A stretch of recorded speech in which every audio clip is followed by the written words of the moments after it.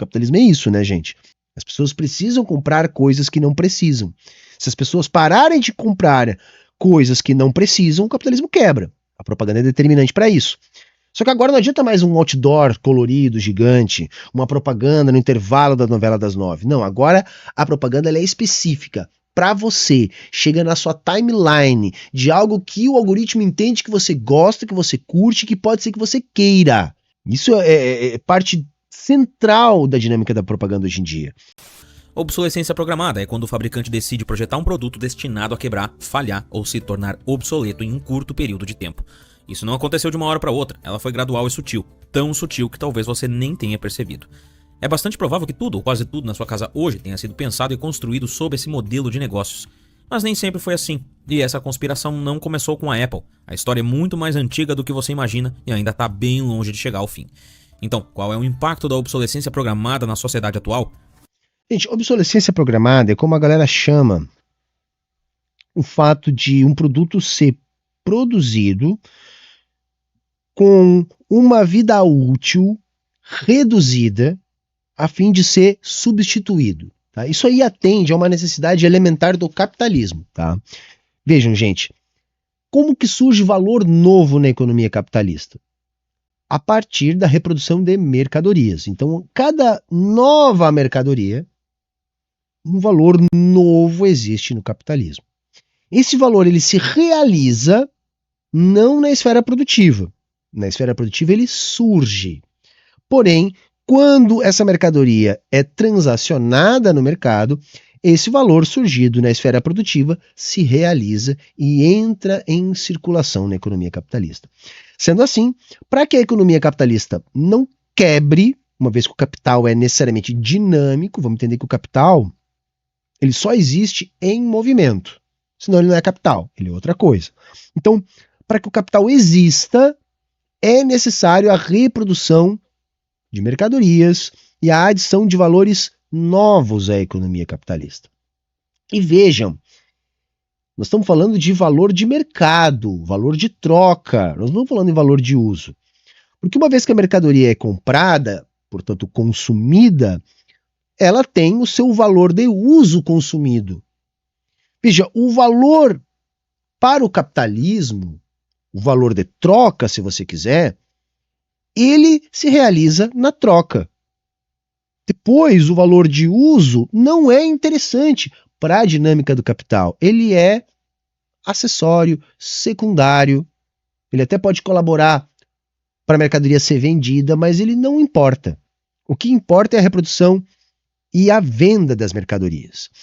Então, se o capitalismo precisa que mercadorias sejam vendidas, nós vamos ter um estágio onde vai haver um grande surto de inovações, vão se mercantilizar cada vez mais áreas da sociedade, aspectos da vida. Só que no capitalismo tardio, esses espaços são cada vez mais raros.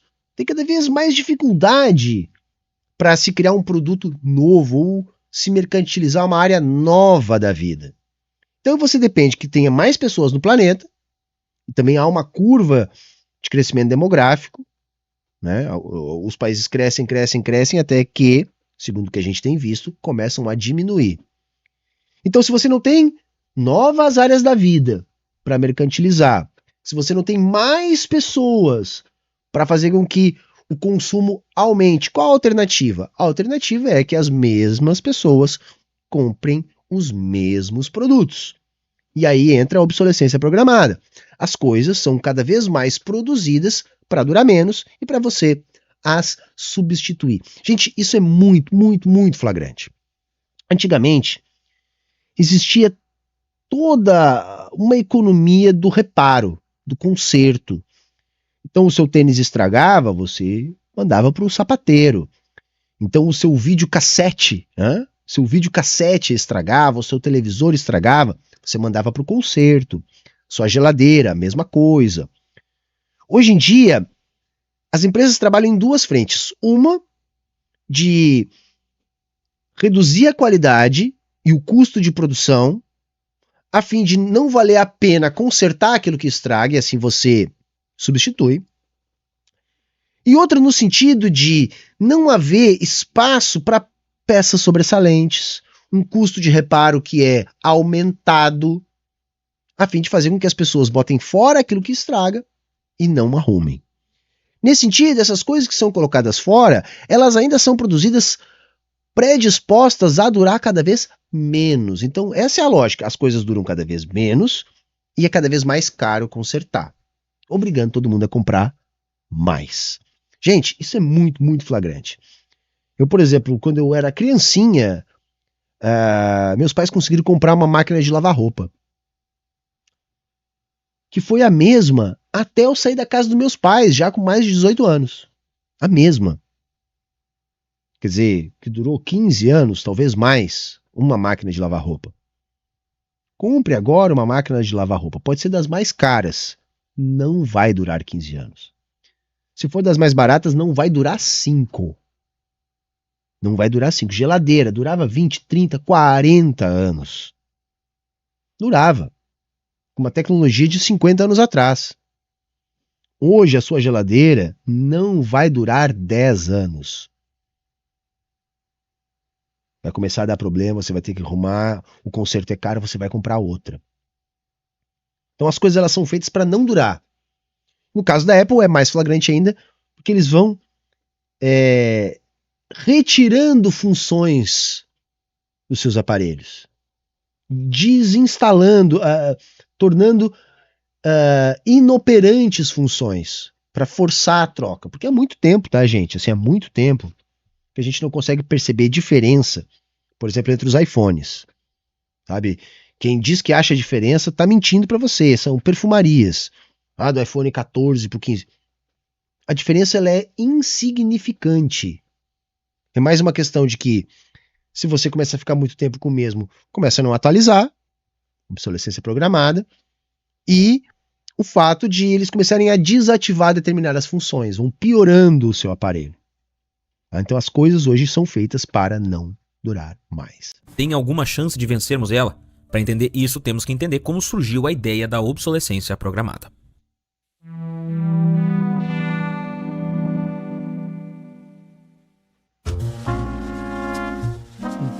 A origem. A origem é o capitalismo, tá, gente? Que só se reproduz a partir da reprodução das mercadorias, né? Tem que vender mercadoria. Em 1924, os fabricantes de lâmpadas se reuniram para criar o que seria um dos maiores complôs de todos os tempos, o cartel Phibos. Philips, Osram e General Electric foram alguns dos homens envolvidos. Esse é considerado o primeiro cartel global de todos os tempos, um cartel que mudaria para sempre toda a dinâmica de consumo da sociedade. Na época, a vida útil das lâmpadas era muito longa, então isso começou a afetar o mercado. Afinal de contas, se a sua lâmpada não queima, não tem por que você comprar outra. E se você não compra outra e as fabricantes não vendem, consequentemente, elas não lucram.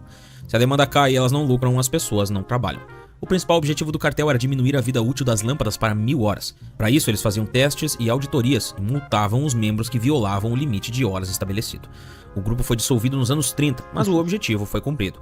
Ou, em outras palavras... Não foi dissolvido, né? Não foi, né? Ao contrário. Daí em diante, eles só se proliferaram, só eles ficaram mais espertos, tá? E entenderam que eles não podiam sair por aí dizendo isso para os outros.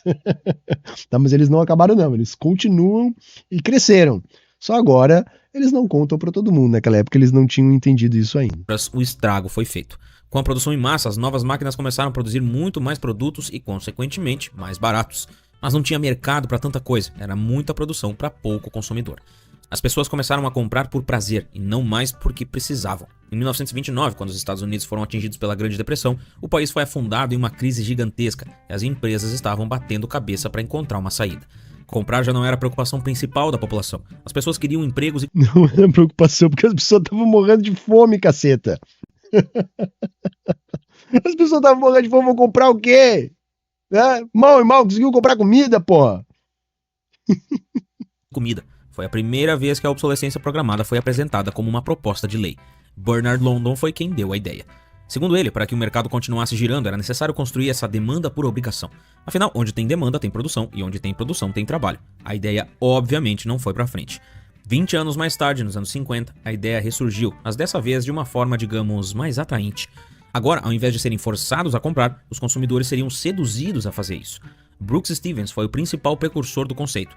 Brooks era um designer industrial. Ele criou de tudo, desde coisas para casa, como simples torradeiras, até produtos mais robustos, como carros e trens, sempre com a obsolescência planejada em mente. Cara, o setor automobilístico, para mim, é sempre sempre é um bom exemplo, porque ele é assim, a junção do que é, em essência, o capitalismo. É muito antigo, muito dinâmico, tem uma cadeia enorme, é muito baseado na propaganda, na cultura de consumo, que é, enfim, construída por todos os veículos de comunicação. E é flagrante, gente. Os carros dos anos 50, você tinha uma lataria dessa grossura, né? Os carros eram feitos para durar, tá? A tecnologia era muito inferior, evidentemente, tinha muitas coisas que eles não tinham ainda solucionado bem. Eu não estou nem falando de frescuras e frufrus que os carros têm hoje em dia. Estou falando da parte funcional mesmo, estrutural. Muita coisa melhorou de lá para cá. Porém, os carros são feitos cada vez para durar menos. Gente, hoje em dia, agora é uma febre desses motores de 3 cilindros, né, com correias banhadas a óleo. Os troços são umas porcaria. Todas as empresas fizeram. A primeira fez, viu que era muito ruim. Aí o que vocês acham que aconteceu? A empresa lançou um motor desse tipo e o motor quebra. Ele não é um bom motor, ele quebra, ele não dá conta. É um motor potente, econômico, mas ele não dura. Então não vamos usar. Não, ao contrário. Todas as outras marcas replicaram isso. Porque isso é exatamente o que elas queriam. Os motores antigamente, gente, faziam fácil 400, 500, 600 mil quilômetros. Tá? Com uma ou duas retíficas fazia fácil isso aí.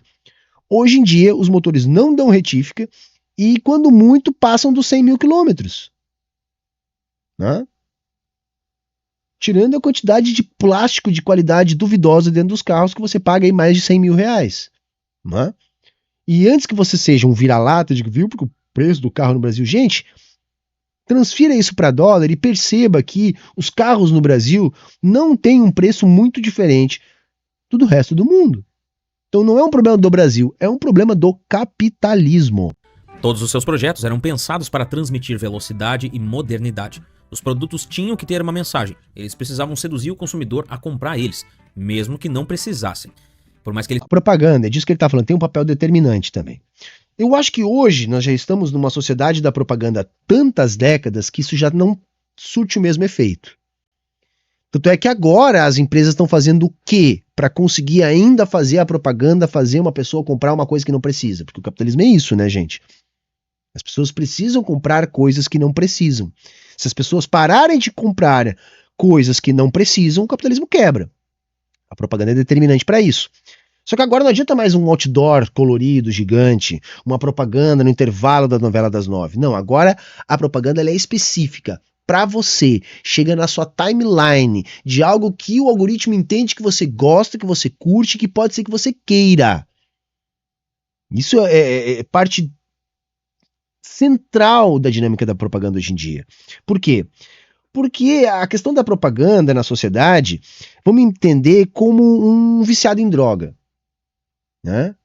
Viciado em droga, quando começa a sua jornada rumo ao vício, ele é submetido a uma pequena dose que oferece a ele um grande prazer. Conforme ele vai se acostumando com essa substância, ele vai precisando de uma dose cada vez maior e mesmo assim a sensação de prazer é cada vez menor.